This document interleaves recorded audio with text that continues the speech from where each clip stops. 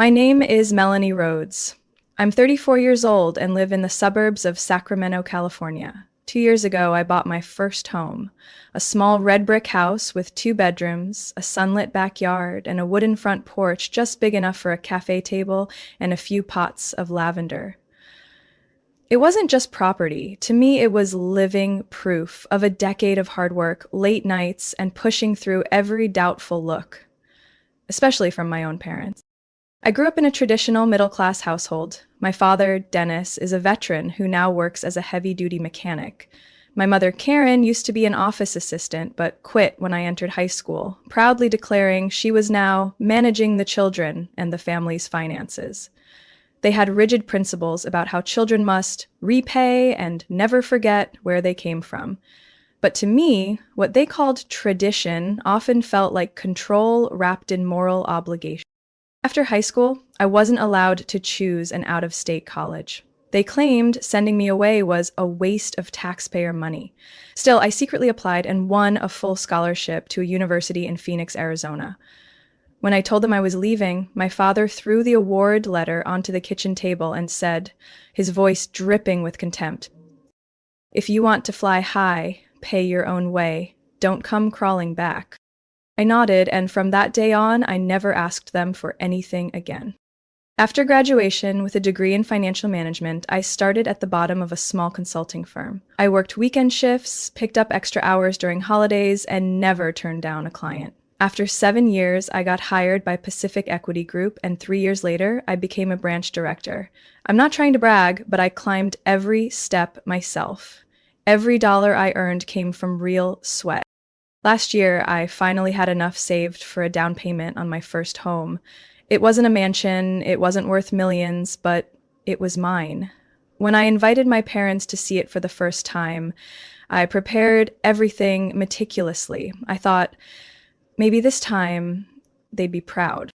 They walked in, looked around, then sat on the couch like they were appraising it for resale, not visiting their daughter. My mother glanced at the ceiling and said, "The ceiling's a bit low. Old houses like this tend to leak. Did you check the plumbing?" My father walked through the house, stopping in the kitchen corner. "For the salary you say you're making, I guess this house is acceptable. At least it's an investment for the family's future." I froze. Family? This was my asset.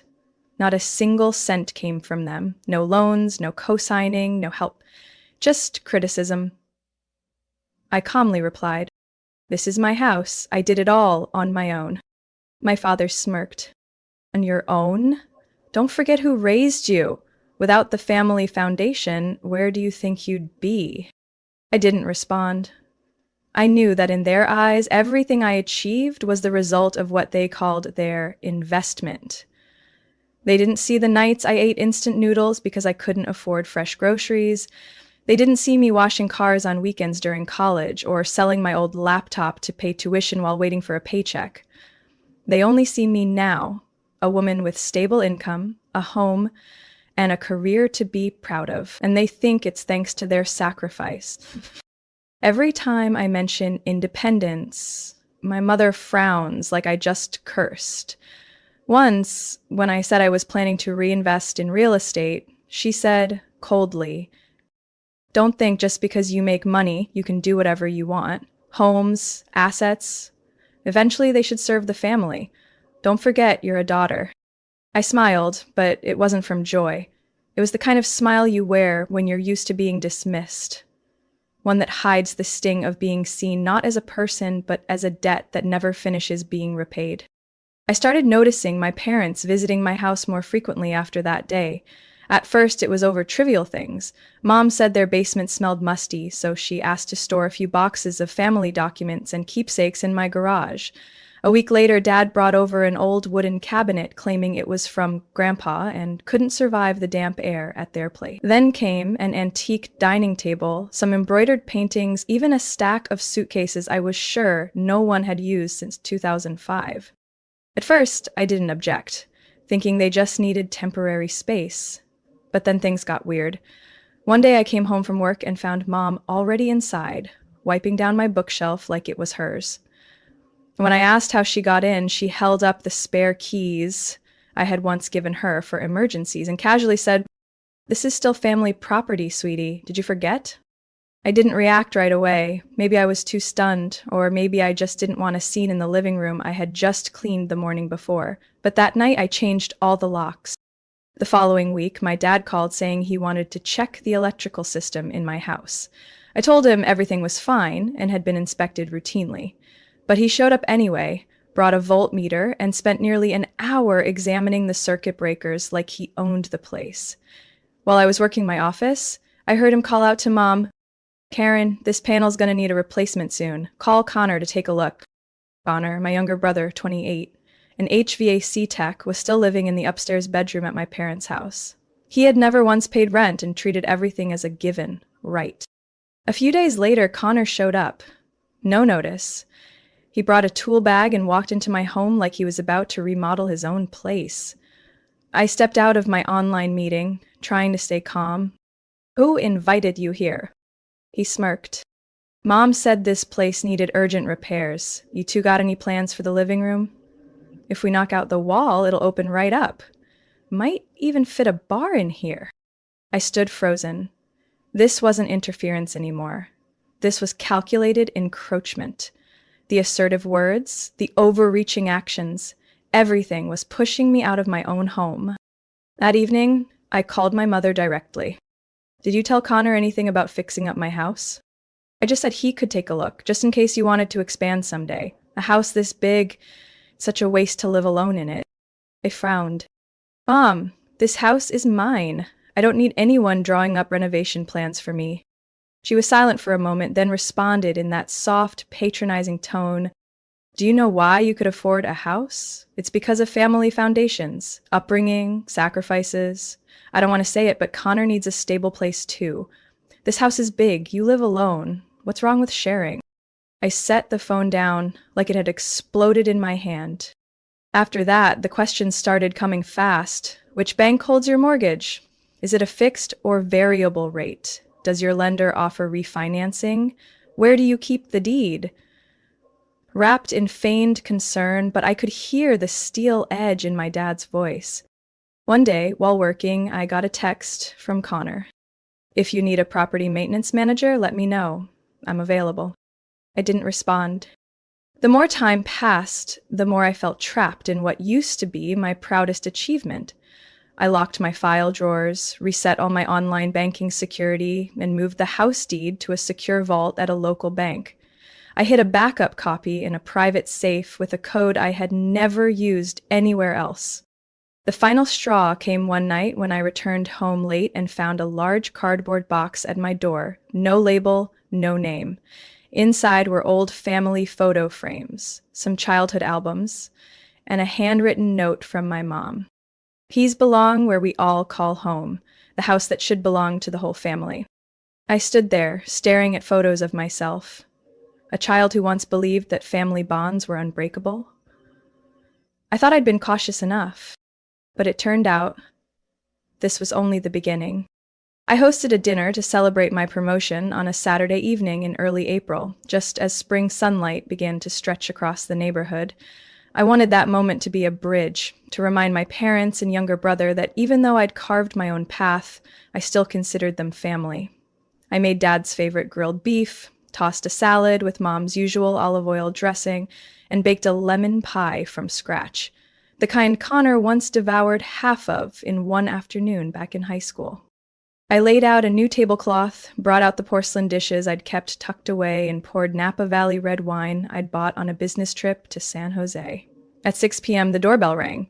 I opened the door with a smile, but froze slightly when I saw Connor behind my parents. No heads up, no message. Just a casual remark from my mom as she stepped inside. "Your brother was free, so I told him to come along."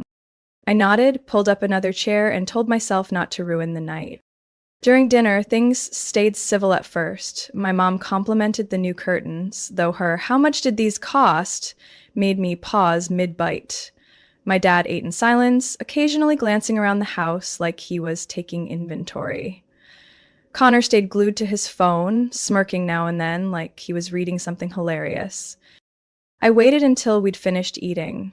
Then I brought out the lemon pie and refilled the wine before saying, I have some good news to share. This week I was officially promoted to regional finance director. There's a raise and I'll be leading my own team.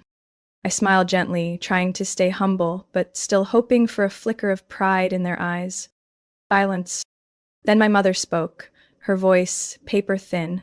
So that means you'll be even busier? Aren't you worried about keeping up with the house?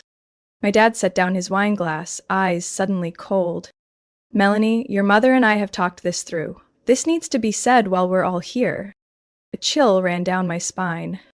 Say what? He sat up straight, staring directly at me.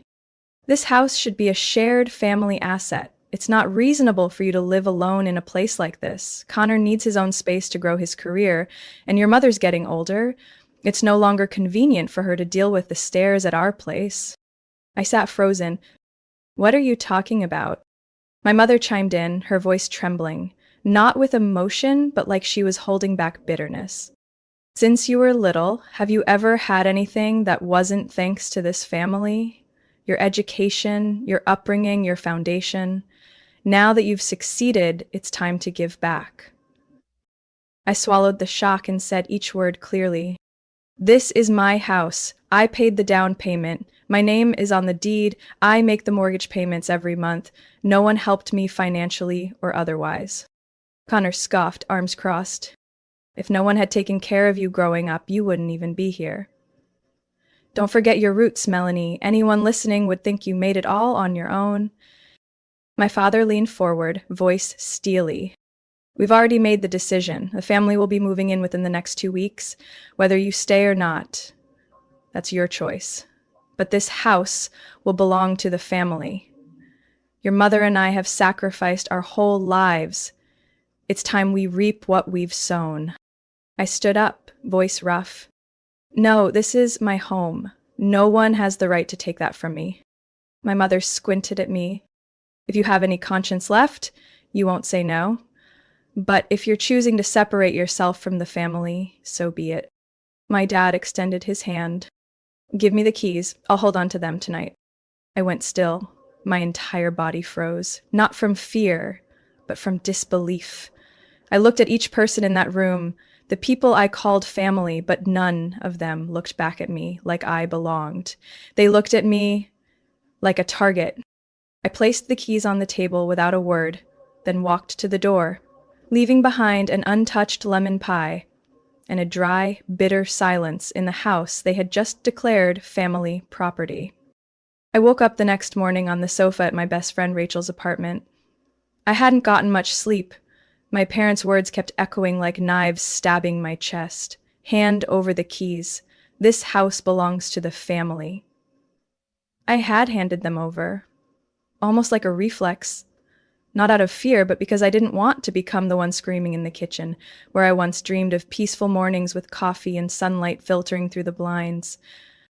Rachel had left a note before going to work. Call a lawyer. This isn't a joke. I glanced at my phone screen.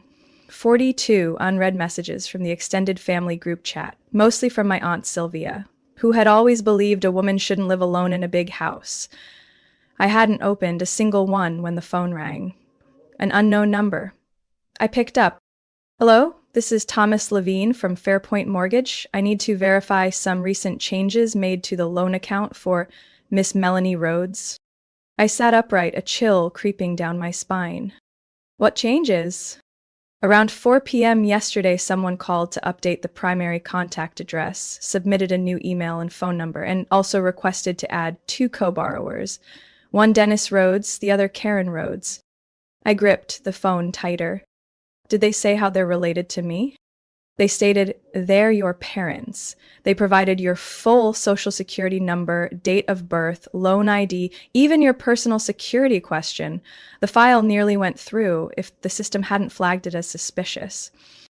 I closed my eyes. 4 p.m. yesterday was exactly when I was in the kitchen, listening to them declare, this house belongs to the family. They have no right to change anything. I am the sole owner, no co-borrowers, and no one is authorized to access my records. Understood. Because the information was so complete, we're required to verify directly. Would you like us to temporarily lock the account? Yes. Lock everything. Enable two-factor authentication and flag for fraud if anyone else contacts you again. I hung up, my heart pounding. They didn't just want the house. They wanted to make it official, turn me into a stranger on my own financial documents. I drove straight to the bank, requested the full access log, and printed copies of all activity related to the attempted transaction. The staff confirmed the call came from a landline registered under my father's name. I backed up every file onto a USB, then called a real estate attorney named Lindsay Travis, someone Rachel had mentioned before. Thankfully, she agreed to meet that same afternoon. In Lindsay's neat, sunlit office, I laid everything out, from being pressured to hand over the keys to the bank call. She listened intently, taking notes, her expression only changing when I described how my parents used my social security number. Melanie, this is serious identity fraud. They're trying to seize property through impersonation. You have evidence, and we have strong legal grounds, but you need to act immediately. Can you help me?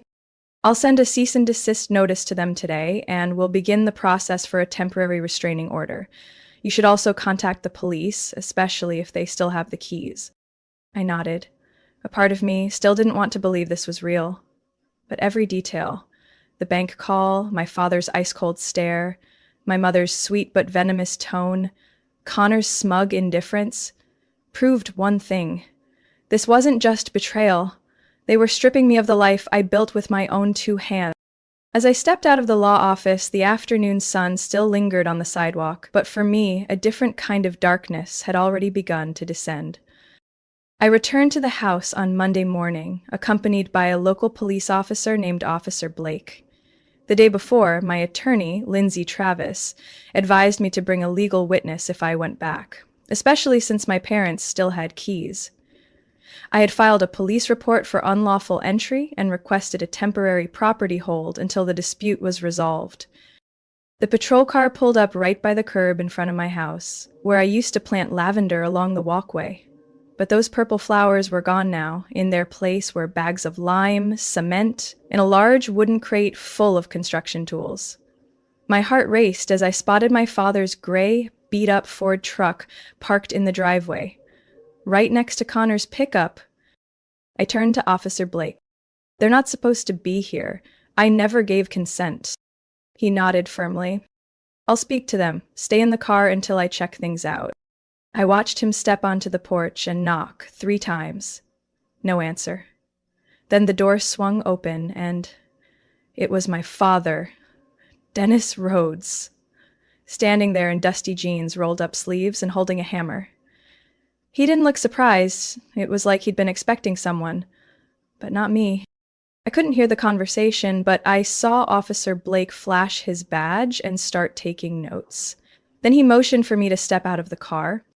As Melanie, they're inside the house and claiming this is family property. Clutching the strap of my handbag, I walked through the doorway I had opened thousands of times before. Everything inside looked gutted. My brown leather sofa had been shoved against the opposite wall. The white shag rug I had placed in the center of the room was gone. Paint stains were splattered across the floor. The smell of fresh lumber, paint, and sweat hit me in the face. Connor stepped out from the kitchen, sleeves rolled up, holding a measuring tape, a pencil in his mouth like he was on a job site. He smiled at me as if nothing was wrong. Hey, you're back? I was thinking of knocking down that divider wall. Mom prefers open kitchens. I stood frozen. What did you just say? I'm remodeling the place. The old kitchen tiles were outdated. I found a great supplier. Smoke gray, looks real upscale.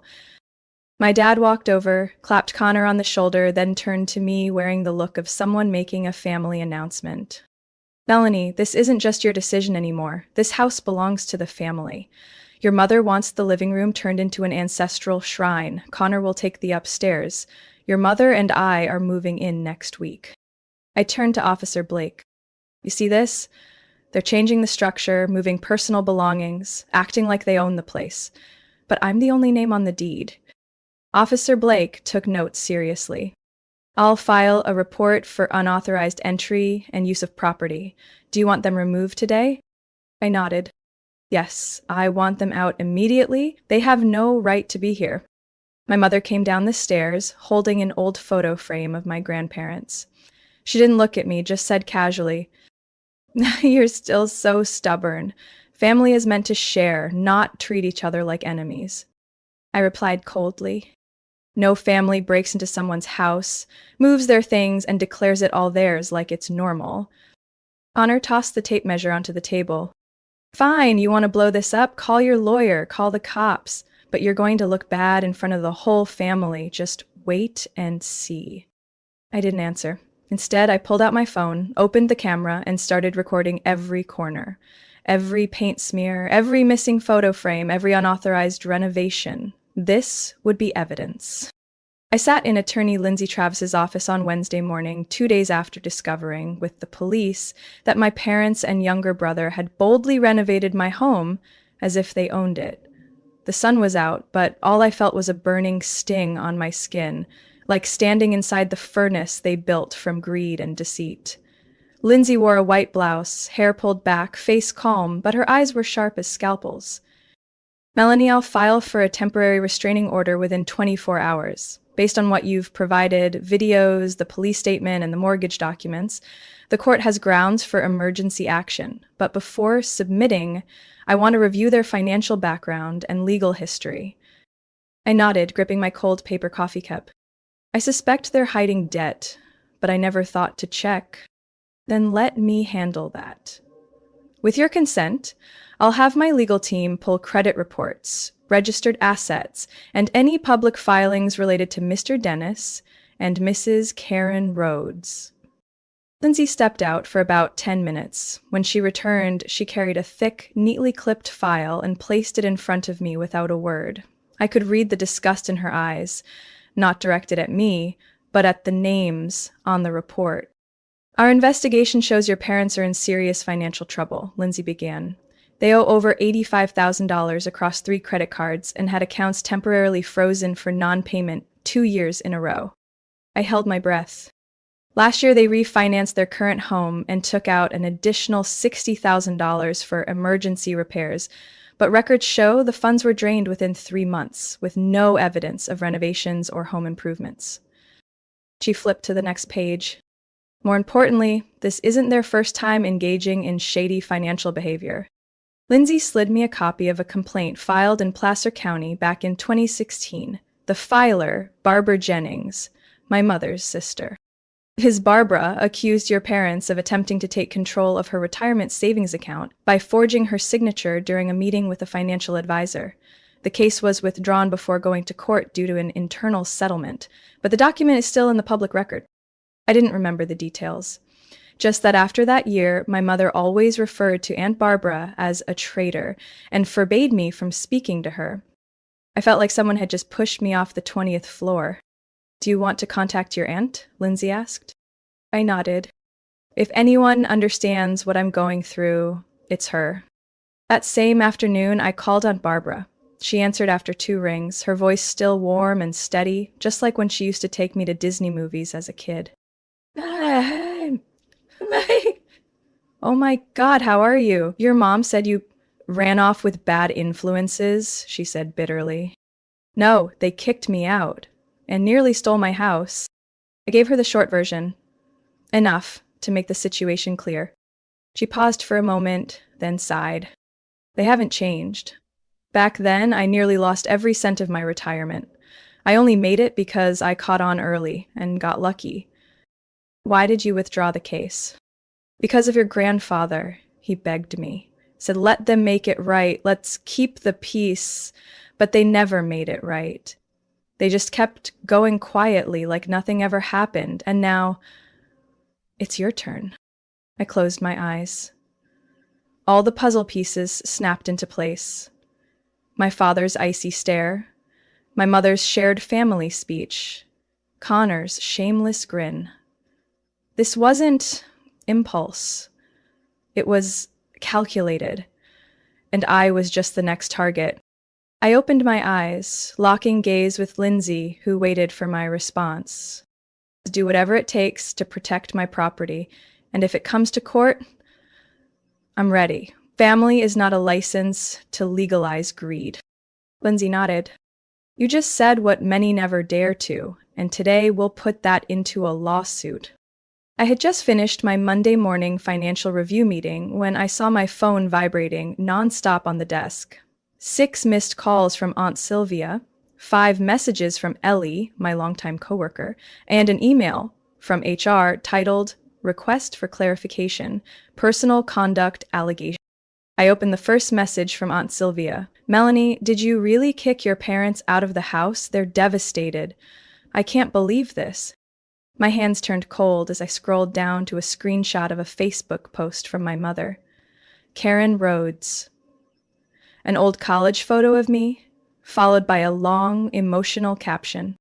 When your daughter becomes successful and forgets who raised her. We gave everything for her, only to be thrown out, just for checking in on the house we helped build, praying for all parents who still believe in family. The post had over 130 shares. Among them were countless comments from people I hadn't spoken to since high school, my mother's old acquaintances, and distant relatives I barely knew. A daughter like this will die alone one day. No manners, too much education turned her ungrateful. Or Mr. and Mrs. Rhodes raising a snake in their own home. I didn't cry, I just sat frozen, like stone, until a soft knock on the door snapped me out of it. It was Ellie. Melanie, are you okay? What's going on? I tried to keep my voice steady. I just found out too. My family has officially made me the villain of the nation. Ellie looked at me for a moment, then handed me her phone. On the screen was an anonymous email sent to upper management in our finance division. To whom it may concern, I am a family member of Melanie Rhodes. She has been displaying signs of mental instability, dangerous behavior, and has a documented history of severe disputes with her parents over property. I am concerned her position may pose a risk to your clients. Attached was a photo from the dinner night when I was asked to hand over my house keys. Someone had secretly recorded it. The image showed me standing, visibly angry, pointing at my father. There was no audio, but the expression alone was enough to make anyone think I'd lost control. I clenched my teeth, forcing down the lump in my throat. I don't believe a word of that, Ellie said. But someone is targeting you. You need to speak to internal legal immediately. I nodded. Less than an hour later, I was called in to meet with our HR director, Mrs. Margaret Hall, who had always been supportive since my days as an assistant analyst. She began the conversation in a calm but clear tone. Melanie, I need to ask directly. Are the allegations about inappropriate conduct in your family true? I looked her straight in the eye. No, absolutely not. I am the victim of a smear campaign orchestrated by my own parents and younger brother who attempted to steal my house and when that failed turned to destroying my reputation. I briefly explained the situation, the restraining order my attorney had filed, and the discovery of their past financial misconduct. Mrs. Hall stayed silent for a moment, then exhaled deeply. I believe you, but you need to take legal action fast. What they're doing could cause real damage if not stopped soon. I left her office with a strange mix of panic, rage, and above all, numbness. Not because of the lies they broadcasted, but because I had once believed my family would protect me when I was hurt. Instead, they were the ones who pushed me off the edge, and then raised a flag declaring me the traitor. In that moment, I knew they didn't just want my house. They wanted to destroy me, piece by piece. The Sacramento County Court read the verdict on a June morning, and the courtroom was so quiet I could hear Attorney Lindsay's pen strike the paper. Based on the evidence presented, including surveillance footage, recorded calls, bank reports, witness testimony, and legal documents, the court issues a permanent restraining order against Mr. Dennis Rhodes, Mrs. Karen Rhodes, and Mr. Connor Rhodes. The judge paused for a second before concluding. Furthermore, the court recognizes the entire property at 1824 Willow Creek Drive as the personal, lawful, and undisputed property of Ms. Melanie Rhodes. I didn't cry, not because I wasn't moved, but because I had run out of tears long ago. I simply closed my eyes, took a deep breath, and squeezed Lindsay's hand under the table. My father, who sat arms crossed through the whole trial, maintained his icy expression. My mother kept her head low, but I knew it wasn't out of remorse, only shame and defeat. Connor, my younger brother, who once declared he would manage my assets for the good of the family, stormed out midway, ignoring the officer's warnings. I walked out of court feeling like I had just broken chains. No more domineering voice of my father echoing in my head with every decision. No more anonymous threats. No more fake Facebook posts with hundreds of slanderous shares. It was all over, at least on paper. Over the next 3 months, I focused on remodeling the house, not to cover up their traces, but to completely rewrite the space. I hired a design team to tear out the old kitchen cabinets where my mother once arranged flowers like she owned the place. The wood floors were replaced. I even had the wall between the living room and kitchen knocked down, an idea Connor once suggested, with a tone of entitlement, now made real. On my terms. I ordered a new sofa set from a boutique in Portland, olive green, simple, solid. On the walls, 2 abstract paintings. No more family photos, no more curated memories. I didn't deny the past, but I wouldn't let it define me. The backyard, where my father once insisted on building a gazebo for family gatherings, was stripped of its concrete base and turned into a herb and vegetable garden.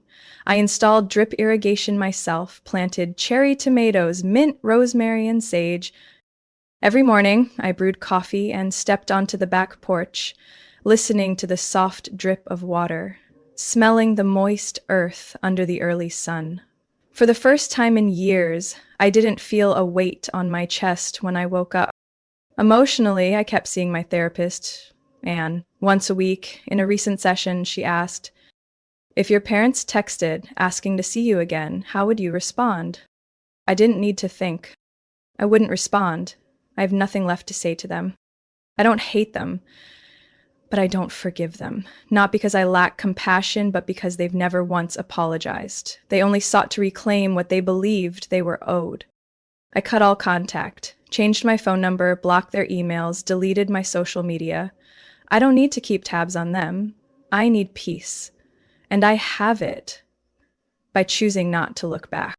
I'm no longer Melanie Rhodes, the dutiful daughter trying to prove her worth. I'm Melanie, a 34-year-old woman with a home built by her own hands, a stable career, and a life no one gets to intrude on anymore. I protected the most valuable thing I have, my right to own my life. And to me, that is the brightest victory. Melanie's story is proof that sometimes the greatest threat to the peace we work so hard to build comes from within our own family. In reality, setting boundaries, even with relatives, is not betrayal, but an act of protecting one's worth and dignity. No one has the right to claim the fruits of your labor just because they carry the title of parent or relative. When you stand up for yourself, you're not just preserving your property, you're preserving your right to shape your own life. What do you think about Melanie's journey and her firm choice to cut ties? Share your thoughts below, and don't forget to follow the channel for more honest, real-life stories about family, boundaries, and self-respect.